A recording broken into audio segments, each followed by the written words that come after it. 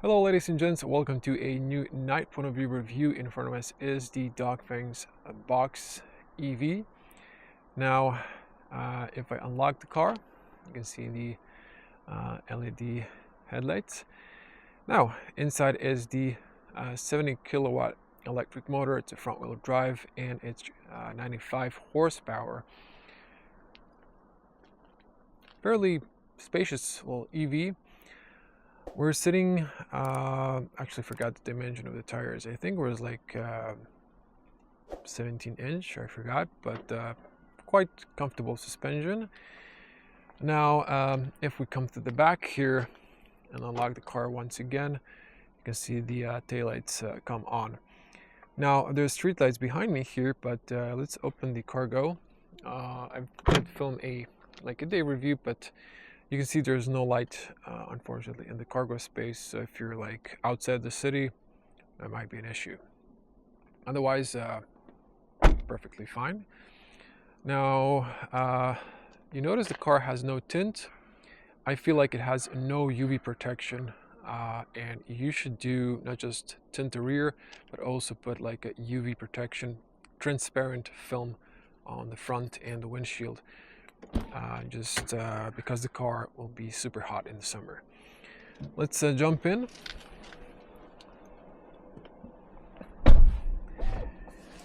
Now, if you watch my day tour, you will notice I can actually switch these off. That this does not have a dark theme, so I'm not sure if the camera is even picking up the speedo at all. Is it too bright? I have no idea. I lowered the settings for both screens on the lowest. This is the screen sleep, and this is probably super bright, but that's that. Now, every drive, I have to go to the settings to driver assistance and have to speed limit switch prompt sound, disable and intelligent speed limit assist, optical alarm only, perhaps, so it's not going to be annoying, and driver distraction status reminder. Those are these lights off, so those are really annoying. It's the new EU law, and you have to disable that every time.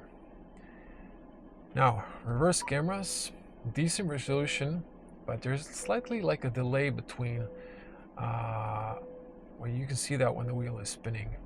Otherwise, great resolution. I put it to drive, and let's head out. So here you can see when I'm moving slow, it's just like slightly feels like there's a lag, but just a very little bit. When you're driving faster, then it's lagging even more. But otherwise, really great resolution and cameras. Now, this screen absolutely makes zero sense, honestly, because there's no embedded navigation. But we can use Waze.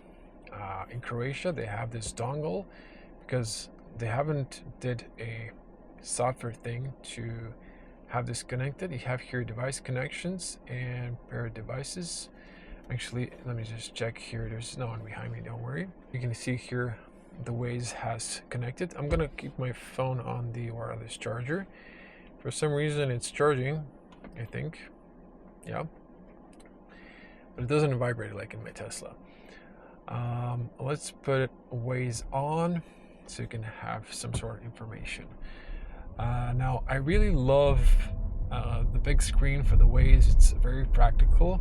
But then this is just killing my eyes. I mean, it's fine, I can survive, but it just should be dark, same as this. So not sure why is that not the case. Now, let me just show you here car settings and then the vehicle settings. I've set the, let me see here, shortcuts. Energy recovery intensity strong, so that's the recuperation, and I'm in sport driving mode.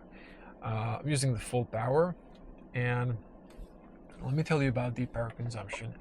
Power consumption, you're gonna see it on our trip, but it says here lowest after 580 kilometers, 10.6 kilowatts per 100 kilometers, and that's exactly the same I've got on my consumption test, simulating open road, so driving between 60 and 80 kilometers at night, little traffic, so for the most part. And this can be efficient. I was getting like 11 bit 12 in the city. On the highway, I really haven't paid attention to it, but this is very power efficient, I would say. Now, I had to go, for those of you who are from Croatia, to Samobor twice today. But not like from Zagreb, but just like from the garage where I usually end my video, or my day point of view driving videos. And I was at 95 when I picked up the car. I'm now at 34%. I did also like a 50 kilometer consumption test. So yeah, the battery, I don't know. I don't think I've did 300 kilometers, maybe like 250 when I've depleted it, maybe 250. I'm not sure. So I think the EV database is correct about the range. Now, the car is, without these few things about software they can fix with a software update, actually quite solid. I really like it. It's spacious and it drives really nicely. For the 95 horsepower version, which is the top spec, it's driving very nicely. And when I've driven this the first time, honestly, I've thought, man, this is so slow. But having in mind I was driving a lot of faster cars, and it just needs a few days to get adjusted to this speed. And once you do, this is fine, honestly. Now, it says here I'm doing 71, and Waze is telling 67. So this is, the speedo is completely off. That's something I've noticed thanks to Waze. I'm driving 70 now, and it's showing here 73. Let's see here. It says here 69, 70, 75, 77. It's okay. So let's see here, 70 dead. It's showing 74. So it's showing a little bit faster. Maybe encourage you to, I don't know, drive slower, or just telling you you're driving faster or driving slower to spend less juice, I guess. I don't know how I feel about that. I would like the speedo to be accurate, if you ask me. Some people might prefer it lying if they like to drive a bit faster, and then they're not gonna get a speeding ticket, I guess, because you're driving slightly slower. But I would say 95 horsepower for this EV is okay for what this is intended for, and that's for mostly city commuting, occasional road trips. Now, the handling of the car is for the most part good. If you go really harsh in the bend, it's going to be leaning a little bit, despite the low center of gravity. It is in the bends, if you're going faster, slightly leaning. Now, as you can see here, if I floor it, it's accelerating decently, again, in sport mode. And I would just drive this car in sport mode. I wouldn't drive it in the normal mode. It's just like no point. Now, brakes are, I would say normal when you start braking, but then when you floor it in a little bit deeper, they're really aggressive. So not aggressive from the start, but when you push it in deep, they just grip really hard. And they do have a good stopping power for this EV.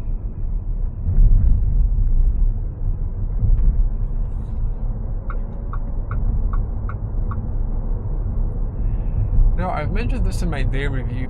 This car is definitely missing a rear wiper, tinted windows with a UV protection, and maybe a light on the back and in the cargo. But despite that, I think it's still very well equipped. You have the cruise control, you have ventilated and heated seats.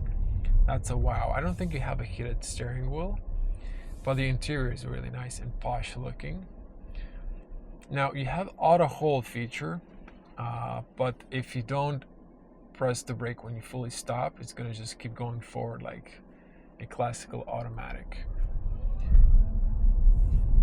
I'm just going to floor it here a little bit. There's a delay between you flooring it and the car deciding I'm going to accelerate, but I guess you get eventually used to that and when you get to know the car. So it's not flooring instantly the way I would like it to. So yeah. Now, I've been driving this car today fairly enough, and I gotta say the seats here are, unfortunately for a tall person, maybe not as comfortable as I would like. The complaint here is no lumbar.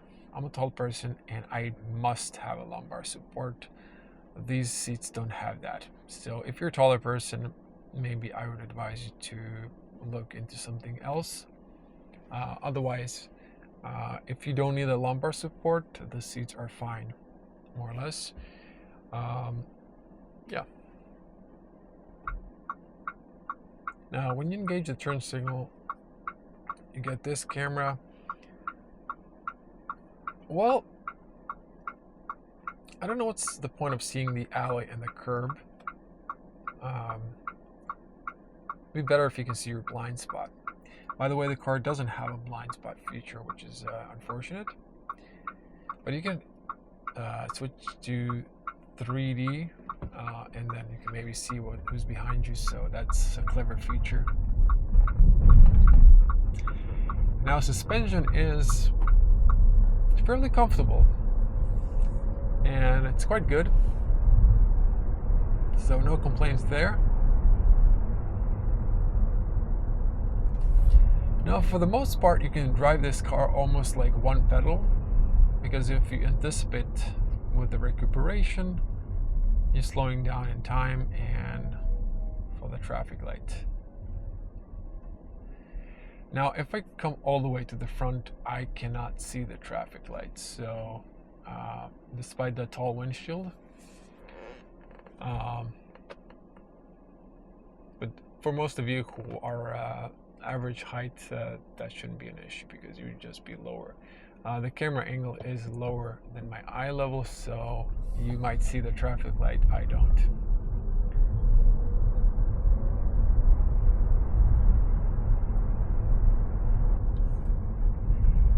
Now, inside you have a great overview and you're sitting a bit taller.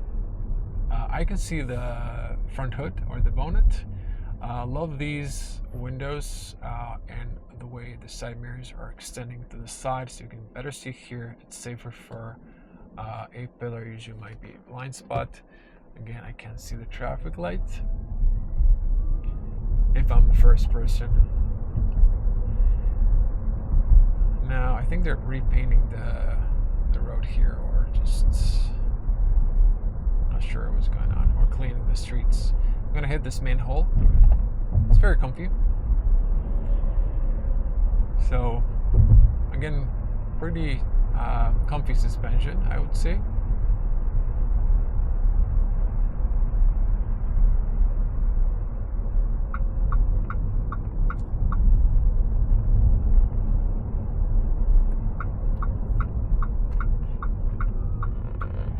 I feel like the recuperation is not, as in my Tesla, strong. I need to brake a little bit.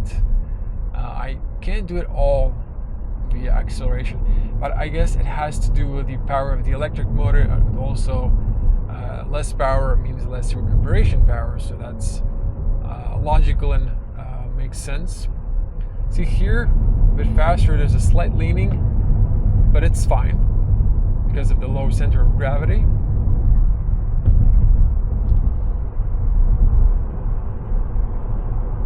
It's summer, so there's always a little bit of traffic, even at the late hour.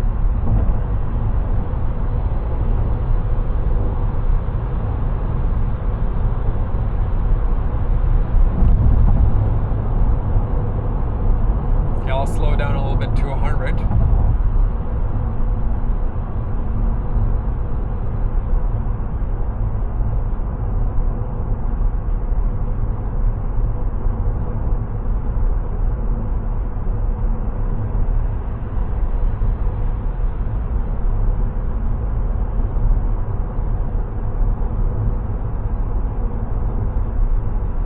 So at 100 kilometers per hour, I can mostly hear tire noise. And there's also a little bit of wind noise because of the boxy shape. So this is smooth asphalt and a rough. Smooth, so a lot quieter, and then rough, a lot noisier. Now I'm gonna engage there's a speed limiter, there's a cruise control, so it's gonna keep you in the lane. And I'm not sure if you can see this display, but there's like a little lane. So nice looking. Now if I move to the side, the car corrects me and puts me in the center, which is perfect. Okay, I'm gonna disengage the cruise and we're gonna floor it here. My foot is all the way. It's taking its time to build up the speed, but it is picking up speed slowly. I'm afraid how will this perform on the uphill. Okay, 130. There's already a lot of tire noise and wind noise. Continuing on.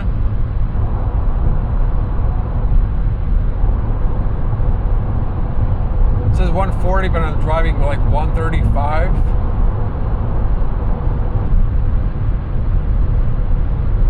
Okay, this is like 140, which is the limit of the car. So Waze 140. Now I've tested downhill. This could go a little bit faster, but I think from the declared 140 it could go like maybe 150 tops. But if you're pushing it to its top, then it's just burning a lot of juice. This is a long beam. I'm just gonna switch it off because of the semis. If I check my power consumption now, it's 17.4 because we floored it.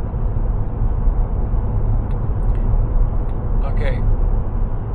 Currently it's like 16 on the current at 100 kilometers per hour. That's that. Once again, a long beam. This one's the automatic long beam. Decent performance of the headlights.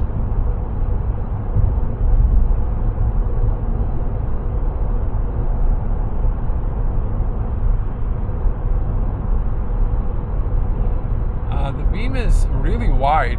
I've noticed that, even when it's short.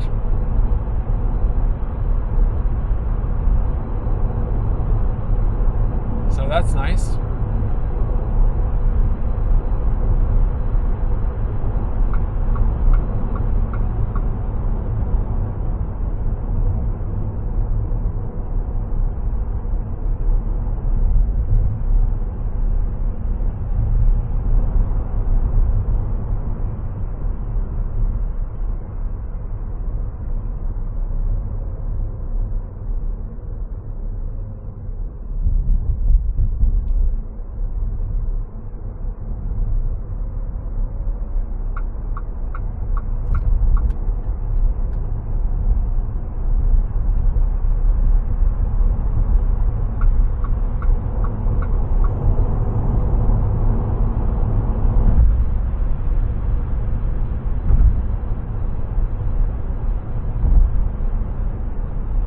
So at this speed, I can feel like a little whistling wind noise. But when I drop my speed, it just stops. I'm gonna intentionally pass the marking, so it just starts beeping. There's an option for it to correct you as well. But when you use the turn signal, it knows you want to turn.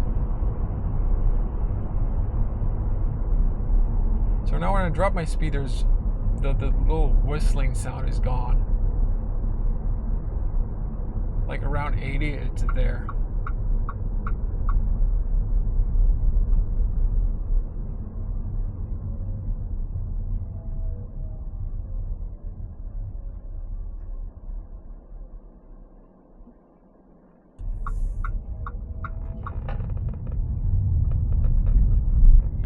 So just check the power consumption. As soon as you start driving slower, it just drops. So it's not oversensitive to a computer, which is good. Now we will not do 0 to 100. It's like 12.5 seconds, which is really long. But we are going to test the headlights, where there's no street lights.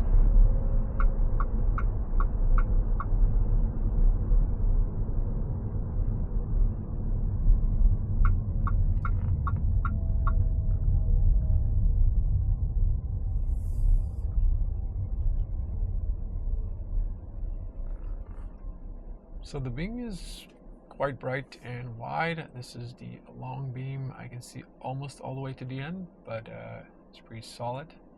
So once again, full beam. And you can see the edge, it's like has this blue purple edge, and when I turn on the main light, I can still see it for some reason. So that's that. If I reverse, well, this 3D view is useful as well.